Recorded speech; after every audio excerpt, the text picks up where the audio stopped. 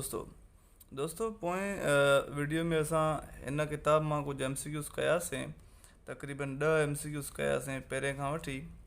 न मुंहिंजे ख़्याल में 9 MCQs न 10 पूरा कयासीं। हा, हाणे असां 11 खां था स्टार्ट कयूं। 11 MCQs आहे त 8 2 4 जेको बेस 10 नंबर आहे इन जो बेस 8 में यानी ऑक्टल सिस्टम में जवाब छा थींदो। ठीकु आहे दोस्तों। हाणे बेस 8 में करण लाइ तव्हांखे छा करिणो पवंदो, हिन नंबर खे 8 सां हिन जी LCM करणी पवंदी या डिवाइड करिणो पवंदो। ठीकु आहे। अगरि बेस 2 चए आहे त 2 सां कयूं आहे, पर हाणे बेस 8 थो चए इन करे असां 8 सां कंदासीं। ठीकु आहे। हाणे 1 8 8 ॿिनि ते नथी लॻे 0, 24 ते 8 की 24, कुझु न बचो, रिमाइंडर 0। ठीकु आहे। डिवाइड कंदा वेंदासीं, हिन खे टेबल हणंदा वेंदासीं, पूरो लॻी वियो त 0 बचो। जे पूरो टेबल न लॻे ऐं को रिमाइंडर बचे त पोइ असां उहो लिखंदा आहियूं। ठीकु आहे। हाणे 103 ते ॾिसूं, 10 ते दाणो 1 8 8 2 बचा 2 एॾी अची विया 23 थी विया।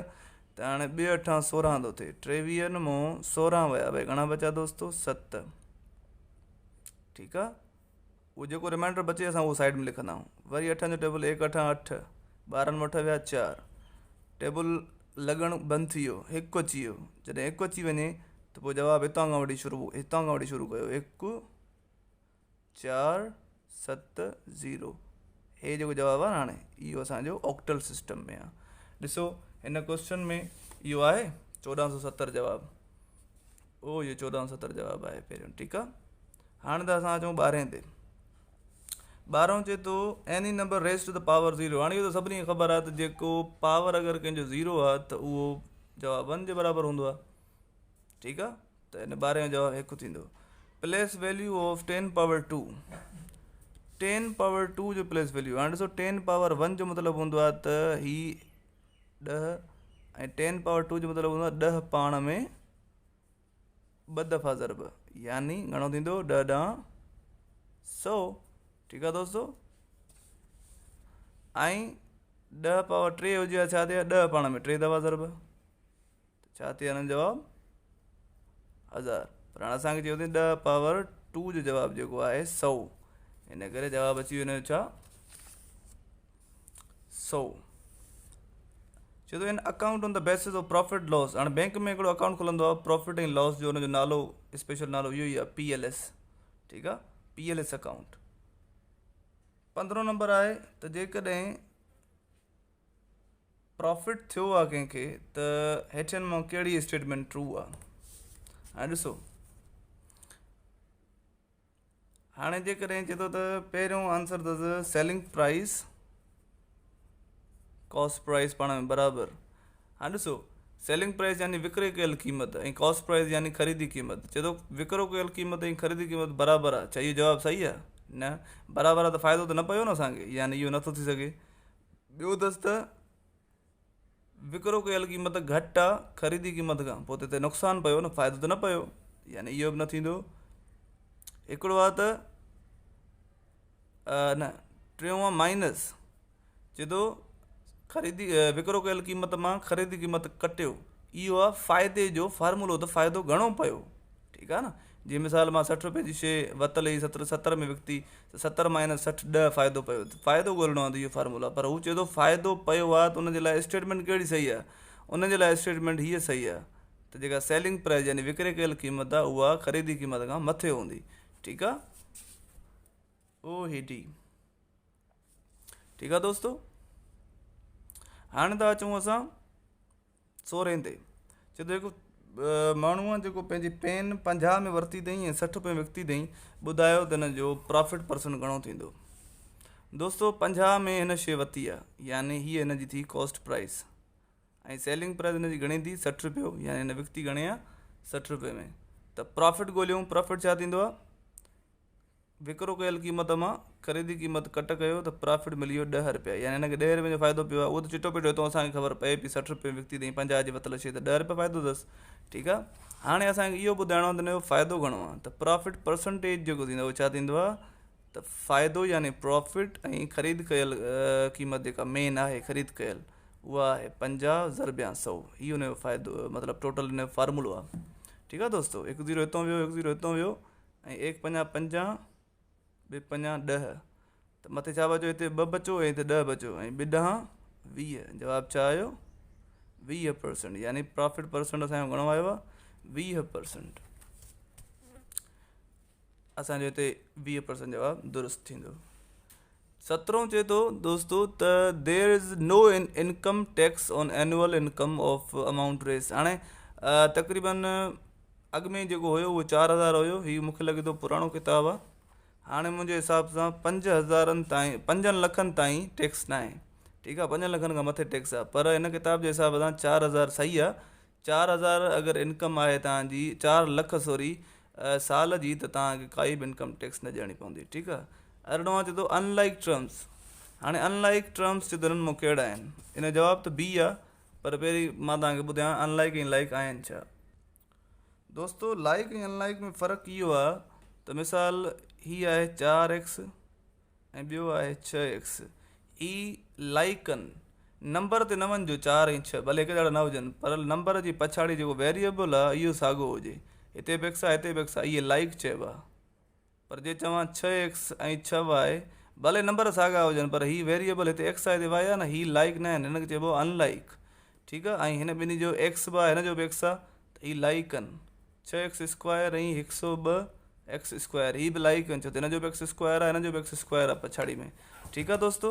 त हाणे हिते चए थो अनलाइक टर्म कहिड़ो आहे, पहिरियों 6xy आहे 3xy आहे, ॿिन्ही में xy ॻाल्हि साॻी थी वई, हेठि हम साॻियो आहे साॻियो आहे, पर जेको बी आहे न उहो अनलाइक आहे, छो त हिते आहे 6x² y, ॿियो आहे xy², ठीकु आहे।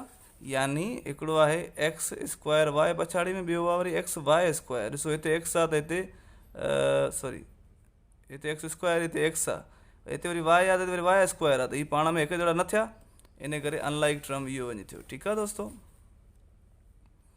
ॿियो थो चए 19 त if a polynomial is exactly divisible by another polynomial then the remainder will be। चए थो हिकु पॉलिनोमियल ॿिए खे अगरि डिवाइड करे पूरे तरीक़े सां, लेट सपोज 2x + 1 2x + 1, हीअ पाण खे पूरो पूरो वंडींदियूं न, त रिमाइंडर छा ईंदो 0 ईंदो न, रिमाइंडर छा ईंदो 0 ईंदो। यानी या वरी ॿियनि लफ़्ज़नि में हीअं, हिन पॉलिनोमियल जी जाइ ते मां को तव्हांखे हीअ खणी ॾेखारियां 4 वंडिया 4, जवाब छा थींदो 4 वंडिया 4, 1 चऊं 4, रिमाइंडर पाछी छा थी बचे 0 न, त यानी 0 बचंदो रिमाइंडर असांजो, त माना ए 19 जवाब आहे ए। Quantity which have a fixed value. हाणे तव्हांखे ख़बर आहे त कोफिशिएंट छा थींदो फिक्स्ड वैल्यू, हीअ हिकिड़ी इक्वेशन आहे 2x + 1 = 0, हीअ चइबो आहे वेरिएबल, x वेरिएबल आहे, सही आहे। वेरिएबल सां गॾु हूंदो आहे कोफिशिएंट, वेरिएबल x जो वैल्यू चेंज थींदो रहंदो आहे, x जी जाइ तव्हां 0 रखो 1 रखो, जेको तव्हांखे क्वेश्चन में मिले उहो रखंदव, यानी x जो वैल्यू चेंज थींदो रहंदो। पर हीअ जेको हिकु आहे न, इहो हमेशह साॻियो रहंदो, हमेशह साॻियो, हिनखे चइबो आहे कांस्टेंट। छा चइबो आहे कांस्टेंट। त इहो ई थो पुछे त कंहिं बि पॉलिनोमियल में क्वांटिटी जेका पंहिंजी चेंज न करे वैल्यू, हिकिड़ो वैल्यू हुजे फिक्स्ड वैल्यू हुजे, हुनखे चइबो आहे छा कांस्टेंट चइबो आहे हुनखे, ठीकु आहे। हाणे सेकंड डिग्री पॉलिनोमियल खे बायनोमियल चइबो आहे। मोनोमियल यानी 1 डिग्री हुजे, बायनोमियल यानी 2 डिग्री हुजे, ट्राइनोमियल यानी 3 डिग्री हुजे, ऐं टेट्रा यानी 4। छो त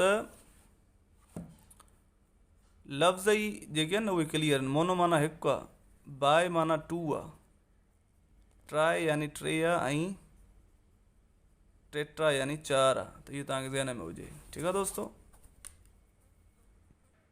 हाणे हलूं था अॻे, त चए थो डिग्री ऑफ द, हिन जी डिग्री छा थींदी दोस्तो, 22 नंबर आहे, 22 नंबर थो चए 2xy + 4x² y - 3। दोस्तो ॾिसो हिन जी डिग्री घणी आहे 2, हाणे घणी अथसि 12, भला हिन जी घणी आहे 1 प्लस y जी घणी आहे, हिन जी घणी आहे, हिन जी बि 1 आहे, हिन जी बि 1 आहे, त वॾे में वॾी डिग्री घणी थी 1 थी, ठीकु आहे।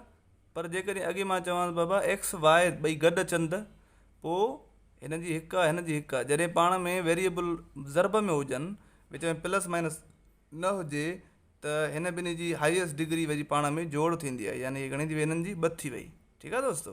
त हिन जी घणी आहे हिकु, हिन जी घणी आहे हिकु, त हिननि जी ॿिन्ही जी जोड़ थी वेंदी, घणी थी वेंदी हिननि जी ॿ, ऐं हिन जी घणी आहे हिकु, सॉरी एक्स जी आहे ॿ ऐं वाई जी आहे हिकु, त हिननि ॿिन्ही जोड़ थी वेंदी टे। त माना हिननि जी हाईएस्ट डिग्री घणी थी वई टे, ओ ये सी। ठीकु आहे दोस्तो। हाणे हिन जा फैक्टर छा थींदा, हाणे तव्हांखे ख़बर आहे इहो फार्मूलो आहे, a square minus b square फार्मूलो आहे, a minus b a plus b, हिकु माइनस जी ब्रैकेट हिकु प्लस जी ब्रैकेट, हिकु प्लस जी हिकु माइनस जी अची वई। What should be added to complete the square, x square plus 8x मिलियल आहे असांखे, x square plus 8x plus हिते छा ईंदो त जीअं कंप्लीट स्क्वायर थी वञे, तव्हांखे ख़बर आहे कंप्लीट स्क्वायर करण लाइ असांखे x square plus 2ab plus ही हिकिड़ो फार्मूलो आहे, ही हुजणु घुरिजे न। ठीकु आहे दोस्तो। हिते अगरि एक्स ॾियां त एक्स स्क्वायर अची वेंदो, हिते 2 ऐं हिते एक्स ॾियां त हिते छा ॾियणो पवंदो 4 न, 8 करण लाइ छा ॾियणो पवंदो दोस्तो, छा करिणो पवंदो 4 ॾियणो पवंदो, जीअं 4 नूं 8x थी वञे, त हिते छा ॾियणो पवंदो दोस्तो 4 ई ॾियणो पवंदो। ठीकु आहे, छो त हे थींदो आहे असांजो ए स्क्वायर 2, वरी हे थींदो आहे ए, वरी हे थींदो आहे बी, वरी हे थींदो आहे बी जो होल स्क्वायर, असांखे ॻोल्हणो बि हे ई आहे ऐं हे पाण बी आहे, ऐं बी हिते असां रखियो आहे 4, इन करे हिते बि 4 ईंदो, यानी 4 चऊं 16, 16 जॾहिं ॾींदासीं त असांजो जवाबु आसानी सां असांखे मिली वेंदो, इन करे हिन जो जवाबु छा आहे 16। हिन जो फैक्टर छा आहे, हिन में पहिरियां 16 कॉमन निकिरंदो, 16 निकिरण खां पोइ असांजो जवाबु अची वेंदो x माइनस 2 होल स्क्वायर। कीअं, क्वेश्चन छा आहे 16x square minus 64x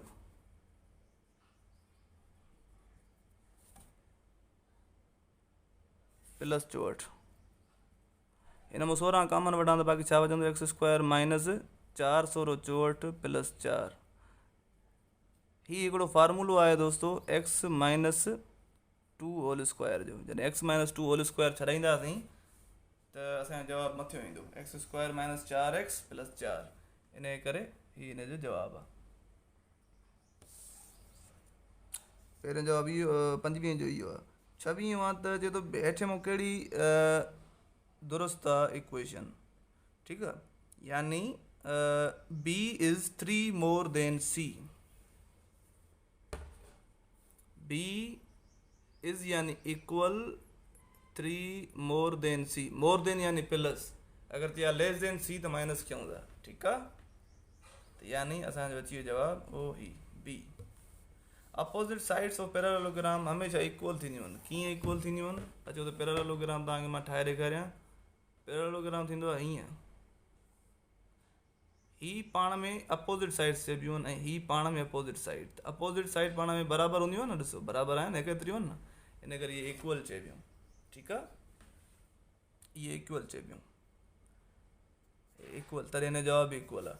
tangent, हाणे थो चए त tangent is straight line that touches at circle at, हाणे टेंजेंट उहा लाइन आहे जेका हिकिड़ो दफ़ो टच कंदी आहे, सीकेंट इलाही दफ़ा कंदी आहे, पर टेंजेंट जेका आहे न उहा हिकिड़ो दफ़ो कंदी आहे, इन करे इहो यादि करे छॾियो। यानी अगरि मां चवां बाबा हीउ हिकिड़ो सर्किल आहे, टेंजेंट छा कंदी आहे, कुंड मां अची हिकिड़ो दफ़ो टच कंदी आहे, सिर्फ़ु हिते हिकिड़ो दफ़ो, हिनखे टेंजेंट चइबो आहे। ठीकु आहे दोस्तो।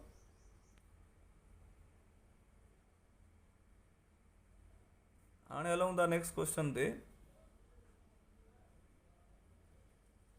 जी, अ chord that passes through center of the circle, and so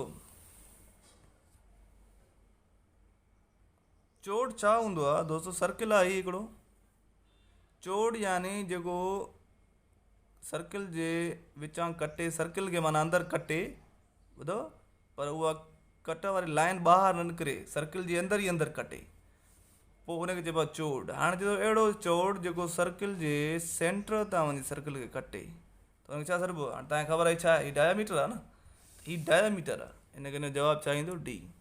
the line segment from the centre of the circle to the circumference is called छा थींदी। हाणे चए थो सेंटर ऑफ द सर्किल यानी ही सेंटर आहे, हितां हिकिड़ी लाइन सेगमेंट खणो जेका सर्किल ॾे वञे, त हिनखे छा चइबो आहे, रेडियल सेगमेंट। सिर्फ़ु लाइन चए या छड़ो त चऊं इहो रेडियस आहे, पर हिन चयो आहे लाइन सेगमेंट, त वरी असां चवंदा आहियूं रेडियल सेगमेंट आहे इहा। All the radii of two circles are equal, चए थो जेकॾहिं ॿ सर्किल हुजनि ऐं उन्हनि जा रेडियस पाण में बराबरि हुजनि। मिसाल हिन जो बि 3 आहे, हिन जो बि 3 आहे, जेके बि रेडियस सभु बराबरि हुजनि त उहे सर्किल छा थींदा, उहे हिकु जहिड़ा थींदा। ईअं हिन जो 3 आहे, हिन जो 3 आहे, आइडेंटिकल, हिकु जहिड़नि खे असां छा चवंदा आहियूं इंग्लिश में, आइडेंटिकल। त यानी ही आइडेंटिकल थी विया। हाणे sum of internal angles of quadrilateral यानी 4 कुंडी का बि शेप, माना 4 कुंड जेके साइडूं हुजनि ऐं क्लोज्ड फिगर हुजे, यानी जीअं हीअ तव्हांखे ख़बर आहे हिते 90 90 90 90, त 90 + 90 माना 4 90 अगरि कयूं त 4 ना 36 360 थी वई न, त यानी हिननि जी छा थींदी 360 जवाबु ईंदो हिन जो।